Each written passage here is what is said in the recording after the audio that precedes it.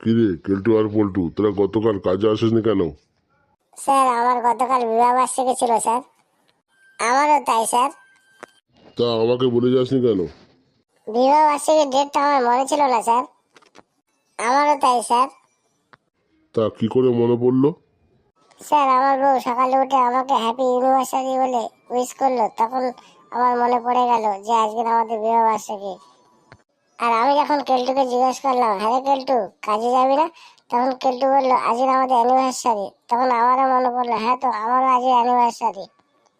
তোদের বউ তো তবু দিনের দিন তো মনে করে দিয়েছে হ্যাপি অ্যানিভার্সারি, কিন্তু আমার বউ আমাকে মনে করিয়ে দেয় না। কেন স্যার, ম্যাডামের কি ভুলো মন? হ্যাঁ রে, খুব ভুলো মন। কালকে কি খেয়েছি আজকে জিজ্ঞাসা করলে বলতে পারে না। স্যার আপনার অ্যানিভার্সারি ডেটটা কবে?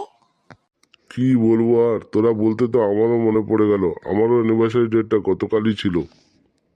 তাহলে এখন কি হবে স্যার? কি হবে আর, তোরা যে অ্যানিভার্সারি বানিয়েছিস এটাই শুনে আমি আনন্দ পেলাম। কিন্তু আমাদের আনন্দে কি আর আপনি আনন্দ উপভোগ করতে পারলেন? চলুন স্যার তাহলে আজকের কাজ বন্ধ দিই। হ্যাঁ স্যার ঠিক বলেছে কেলটু, আমরা সবাই মিলে এখানে বসে আজকে অ্যানিভার্সারি করি।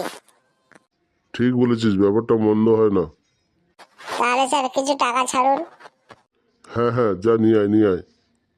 বুঝলি কেলটু, অ্যানিভার্সারিটা বেশ ভালোই জমে উঠলো।